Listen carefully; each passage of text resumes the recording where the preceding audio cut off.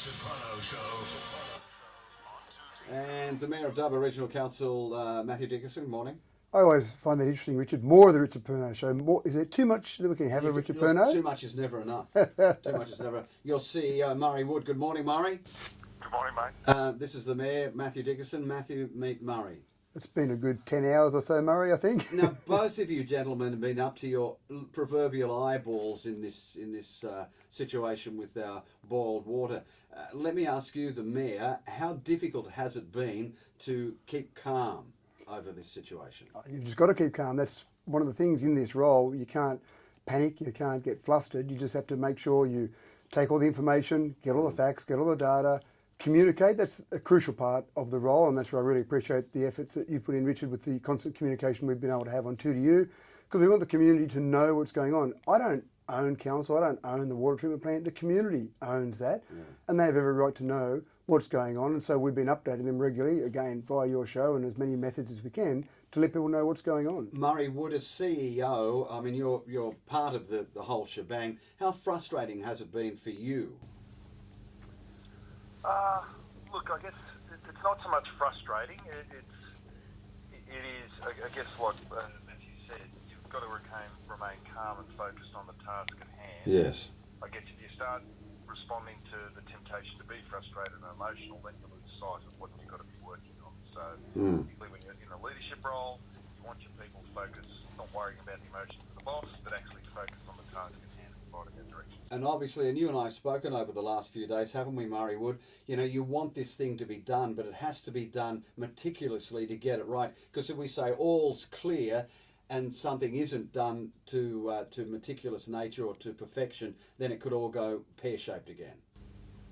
Well, that's the risk. So it is all about managing the risk and what the scale of that risk is. So very true. You don't want to go off half-cocked. We've got a responsibility, as the Mayor said. This is a council service, it's a community service, and we will be negligent in a number of ways if we didn't do the best professionally that we can do. All right, boiled water for the weekend, Murray. It's still on, isn't it?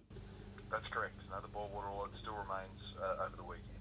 Has anything been, if I can put it this way, a little easier now? Are we getting close, or is that the light at the end of the tunnel thing? Oh, no, look, we're working through it. So I guess we've got a couple of things in parallel, and then the Mayor and I were having a very long discussion with Luke Ryan, our Director of Infrastructure, last night after the committee meetings about, so we're working through the agreed way that we have with Health New South Wales, Department of Planning and Environment, water utilities, oversight people. What we're, at the same time, we're getting independent analysis, working out, making sure we're doing the right thing, checking numbers as well. We're not just saying this is how we've got to do it. We're continually testing our assumptions, the data analysis, because we're very keen, as everyone else is, to get out of the boiled water alert as soon as possible. Okay. How's the swimming pool? Is it full yet, Murray? Look, no, I don't think it is. Okay. We're still able to use it to do those fills as we require instead of putting water down the stormwater. Yeah. People may see water down, particularly Fitzroy Street at this stage, without much notice, but we've got that traffic control. Okay. Now, yesterday, and I know you flat out, so I'll let you go in a second, you were talking about these canisters coming up from Sydney. You'll put water in it and it'll go back down for chemical analysis. Is that process underway? Yeah, that's been done, and we've freighted them back down to Sydney Water. They'll spend today testing them, and we'll get the results on Saturday morning. Now, that's one way of sampling and getting more data that then goes, in this case, about how we're managing it effectively. So it's just part of the jigsaw puzzle of getting out of the boiled water alert. All right, thank you for your time through the last week and two. And obviously, you're going to keep working. I mean, just because it's Saturday, you just mentioned the test is going to come back from Sydney tomorrow, so we'll be analysing that too. And you'll be working, I guess, right throughout the weekend, won't you, Murray? Yes, lots of meetings, and the staff, I will pay credit to my water treatment plant staff. Please do, yes. Around the clock to get this right. They live in our community. They're very proud, passionate about the service they provide, so they are doing a great amount of work to get us back on track. All right. Try and have a good weekend. If anything we can do on 2 just let us know, won't you, Murray Wood? Thank you for your time again this morning. Take care. Mayor of Dubbo Regional Council, Matthew Dickinson. For you, leading this team, and it's obviously that you're a team, because otherwise you wouldn't be pulling all in the same row together. Now, are we going to find out what happened? why this thing occurred in the 21st century in a city this size in this modern era. So we've done some analysis already, but again, now is probably not the time to do the analysis. Now's the time to fix the problem. Sure, I understand that. But some of that analysis has been done already, and it's actually quite amazing what I didn't realise in terms of this process. You learn lots of things about things sometimes that you didn't necessarily want to learn, but just in the last 2 years across the state, we've had over 54 boil water alerts across the state. I thought it was something that was incredibly rare and something that you just don't see anymore. And as you say, the modern 21st century, we shouldn't be having this, and I still don't think we should have had this one. We'll make sure that we put some steps in place to be able to counter this in the future. But yeah, 54 boil water alerts in the last 2 years across the state seems incredible to me. So really, this all comes down to a bit of a combination.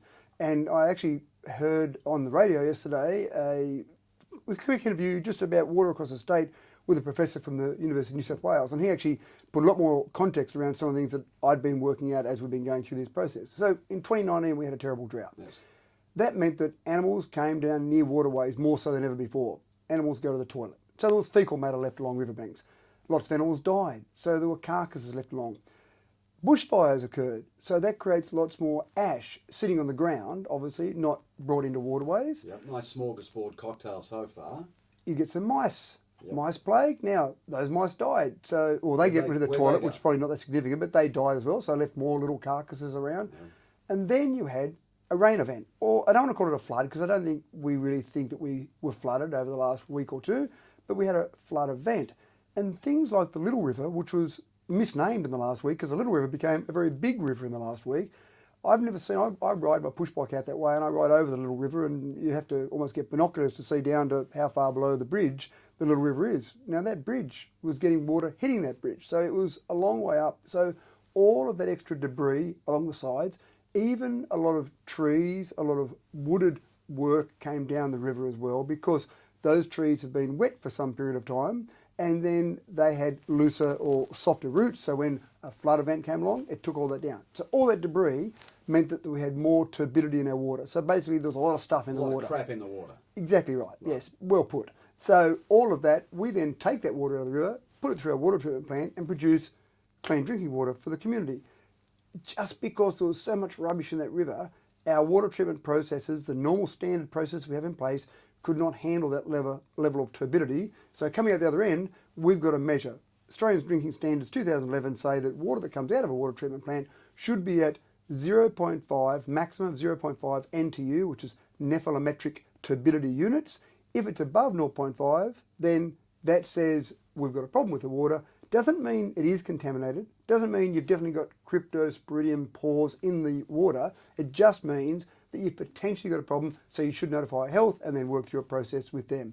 So last Wednesday, not 2 days ago, Wednesday the week before, we had water being produced at 0.52, then we got it back to 0.48, then up to 0.7, so it was just over. So we have a standard process. We notified health, we shut down the water treatment plant, we've got reservoirs obviously, so they can keep feeding the community with water. And then after letting it settle overnight, we hope by the next morning, things should be right. They weren't, so at 8 a.m. last Thursday, we said to the community, we're on boil water alert, and we were producing water in the system that we knew was above 0.5, but we still needed to provide water to the community, have their showers, wash their clothes, and still use to drink after they'd boiled it. By 6:18 p.m. last Thursday, a week ago again, we were producing clean water, water that was in spec, below 0.5. So for about 10 hours, we produced water that was below the specification that was required. That's been over 7 days since then. So we're having lots of discussions with health, with various government departments saying, our calculations show this, what do your calculations show? Lots of people who are focused on delivering water quality, we don't want to give the green light. New South Wales Health doesn't want to give the green light until there's confidence that we're not going to have an outbreak of crypto because of the water we're producing. So there's a lot of discussion going on around there at the moment. You heard Murray mention a moment ago, this isn't a requirement for New South Wales Health, but we said logically, well, if we're worried about crypto, let's test for crypto. We can't test for crypto, we don't have those facilities, but Sydney Water does. So we've actually engaged them to do the testing. You heard Murray talk about it. They flush the water through the canisters, etc. And then we send it off to them. And by tomorrow morning, we'll have a test in a number of our reservoirs to say whether or not we've actually got any cryptospores in those reservoirs. Combine that with the flushing that we've been doing, the discussion with New South Wales Health. At the end of all that, we'll have a day, and it'll probably be a series of days. So it'll be a zone approach. Our main reservoirs, our three main reservoirs, Bunanyong, Newtown and Rifle Range Road, will be the first ones. People connected directly to those will come off, and then downstream reservoirs will take some days after that. Right. So in essence, Mayor, it was a combination of Mother Nature not being a team player, right, with all those natural causes, Yeah. and the way that the treatment plant could or could not handle all of this. It wasn't designed. 2006, we put that water treatment plant in. $23 million we spent. I guarantee that when we were doing those designs back in 2006, it wasn't, gee, I wonder if we have really turbid water coming in. I mean, there's different turbidity of water that they can handle, but this extreme, I don't think they would have been planning on it back then. So does that mean now you will? I mean, how do you can't do anything with Mother Nature, so we have to do it mechanically, don't we? Well, there's a couple of things there. Our bore network at the moment, we've got bores that can add to the water supply. Now, because of the drought in 2019, there has already been some work being done on increasing the amount of water we can take from our bores, or actually producing more bores and piping those back to the water treatment plant. That was done with an eye on the next drought that will come along, because we'll have another drought come along. And another flood. And another flood. We weren't thinking we better have those bores ready to go the next time we get some very high turbidity in our water coming along. But that would have been a perfect example. We can only take now a maximum of about, say, 30% of our total water supply requirement from our bores. If we had enough bores that we could take 100% or close to, we could have turned off our intake from the river, turned over to all of our, or 100% of the water coming into the water treatment plant coming from our bores, while the river settled down, which it might take a few days to settle down and become less turbid. We just don't have it. 30%, we couldn't supply enough water to the community to switch off the river and go to just the bores for a period of time. It may be, that will be, in our analysis, that may be one of the ways that we'll have to prevent this. All right, we're learning then. Oh, absolutely. This is uncharted territory. And what I heard from this professor yesterday was that across the state, again, we've had 54 bore water alerts. Across the state, there is learning occurring, and we're getting more extremes in our climate. There's no doubt about that whatsoever. We're getting more extreme droughts, more extreme flood events, more often. So all the water treatment plants across the state at the moment are probably looking at Dubbo going, wow, that's something that we need to look at as we go forward planning our contingencies around our water treatment. Okay, that's a local government level. Surely other government levels, state and federal, are going to have to look at this situation as well. Well, we have been working very closely with a number of government departments. Murray rattled a few of them off: Department of Primary Industries, or Department of Primary and Environment, the New South Wales Health, obviously. So we've got a number of departments that we've been working with. I've been involved in video conferences with some of those departments as well.